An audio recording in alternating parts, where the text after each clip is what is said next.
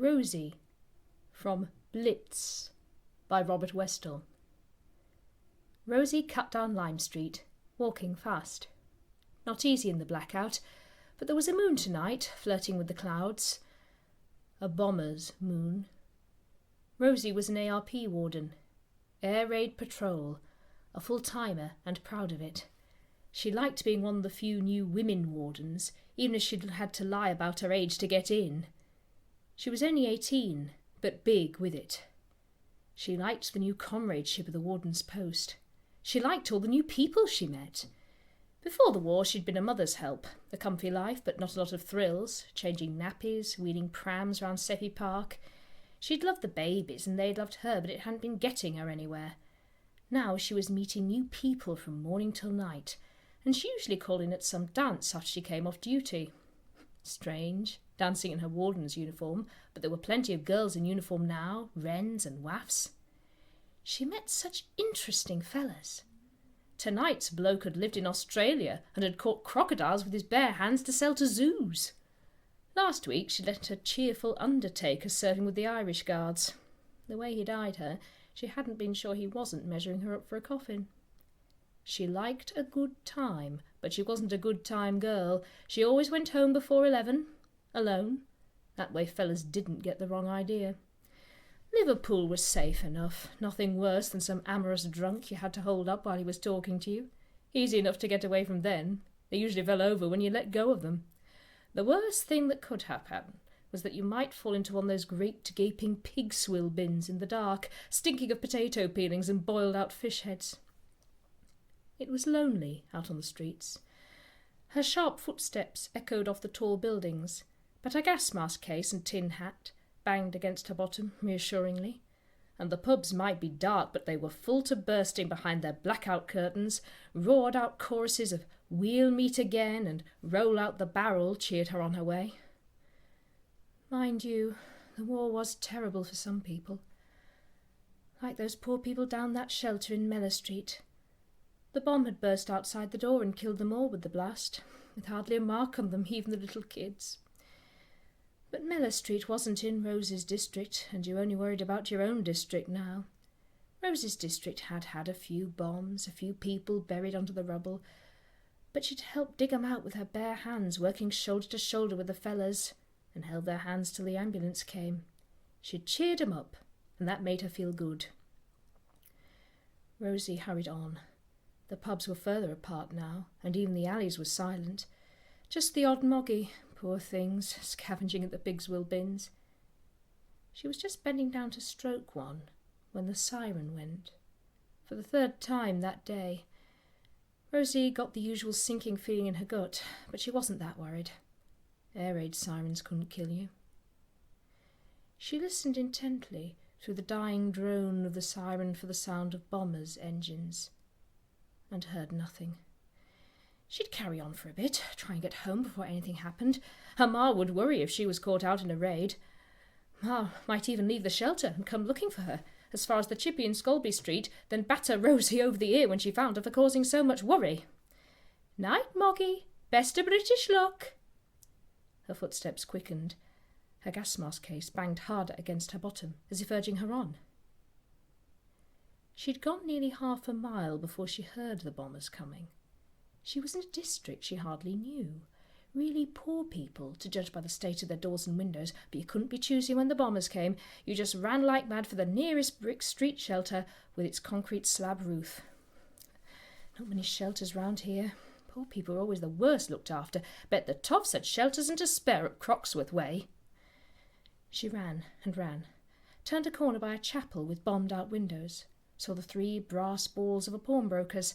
Then a great square shelter loomed up. She made the doorway just as the first guns opened up overhead, turning the night white, black, making a noise like some daft kid banging a tin tray right in your ear that echoed across the whole sky after. Then she heard the shrapnel shrieking down like dead rockets on bonfire night and ducked through the blackout curtain into the shelter. There was room by the door, on the slatted benches. She flung herself into it to get her breath back. She must cut down on the ciggies, except it was hard to refuse when the men wardens offered them friendly-like. Still panting, she looked round. and sighed. It seemed a totally dismal sort of shelter. People huddled together in a dim blue light, silent except for the racking cough and the dismal wail of a baby at the far end. Some shelters were really jolly. Fellas brought a fiddle or a squeeze box and you could have a good sing-song to drown the noise of the bombs. In some of the bigger ones there was dancing, a good knees up, as those cockneys called it. Some even had a drop to drink, or people passing round homemade toffee and biscuits. Some even had buskers doing their spoon bashing or playing air on the G-string on a musical saw, or telling rude jokes that made the mums scream with laughter and then tell their kids to put their hands over their ears so they wouldn't hear. But this was a bunch of real miserable sods, really sorry for themselves. Nothing but cough, cough, wheeze and snore. Might as well be dead, Rosie thought. When there's life, there's hope. She caught the eye of an old fella opposite. She said, just to say something, "Big raid tonight. Expect the copy get down the dingle. Hope they don't hit the off-licence." The old man nodded, friendly enough, but he didn't say anything. Instead he pursed his lips and shook his head, as if he was afraid she might wake the kid he was nursing on his lap. God, even the kids were spiritless. In the shelter at home they were always yelling for a condensed milk butty, or punching each other, or chasing each other round the shelter and getting their ears battered all the way round. What was the matter with this lot? Had they left their sense of humour at the pawnbroker's up the road? So she told the only really dirty joke she knew. If that didn't get them laughing, it would take a 1,000-pound bomb to shift them. Again the old man raised a finger to his lips. Rotten old killjoy, like the deacons in chapel when she was a kid. Children should be seen and not heard. No giggling in the house of God. Cripes, she thought. This isn't a chapel, it's only a shelter. There must be somebody lively further down. She turned her head and shouted, "Are we downhearted?" In her home shelter, the yell of "No" would have raised the concrete roof 2 feet in the air and made the liver birds rock on their perches. Here, nothing. Silence. Cough, cough, wheeze, snore. Might as well be dead. Chin up, she thought. Grin and bear it. Never say die. But she didn't actually say any of these things. A chill was working into her, even through her thick warden's greatcoat. She shivered. His shelter's damp, she thought. They've all got bronchitis. She studied them intently in the dim blue light. They did look sort of ill, wrinkled, poverty-battered faces, mouths hanging open to show ill-fitting false teeth. Unemployment, she thought, scrimping and saving and spreading marge on bread, then scraping it off again. Years and years when hardly anyone's boat ever came in. Poor Liverpool, let the poor souls rest in peace. She shivered again. Shut up, Rosie. They haven't all been as lucky as you. The babies you looked after might have been boring, but at least you got 4 square meals a day and a hot tea and a nice clean bed at night. Count your blessings, don't despise those who are worse off. And then it began to bother her. Where was that blue light coming from? Normally the light in a shelter was yellow, candles burning, kids showing off their torches, flicking them round the ceiling, or the hurricane lamps that the ARP laid on, but the light was always yellow. You only got blue lights in hospitals and factories, where they had mains electricity. And there was no electricity in shelters. It was forbidden in law in case the shelter was hit by a bomb and the broken electric cable ends fried everyone to death. So where was that blue light coming from? Rosie stared round her. It seemed to be coming from the people themselves, from their clothes, hands, faces, all over them. "Where's the blue light coming from?"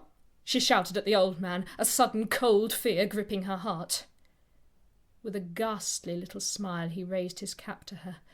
Under his cap, his domed bald head was broken, cracked open like an egg, stuff oozing out. She was up and out and running before she knew her legs had moved, running through streets as bright as day with searchlights, shells and bombs exploding, but still she ran. She would have run into the mouth of hell itself to get away from that shelter.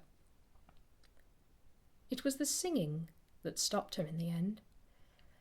There'll be bluebirds over the wide cliffs of Dover. Another shelter, an accordion playing, people bellowing their lungs out. She staggered inside. Every face turned to look at her, interested, grinning faces. "Hey, Whacker," said the warden by the door. "Catch your breath. You look like you've seen a ghost." When Rosie finally caught her breath, luxuriating in the yellow candlelight, the hot breath from the singing, the little kids tripping over her legs, she asked the warden, "Do you know a street near here, with a bombed-out chapel and a pawnbroker's?" He flinched, as if at some quite unbearably horrible memory. "You mean Mellor Street?" he asked.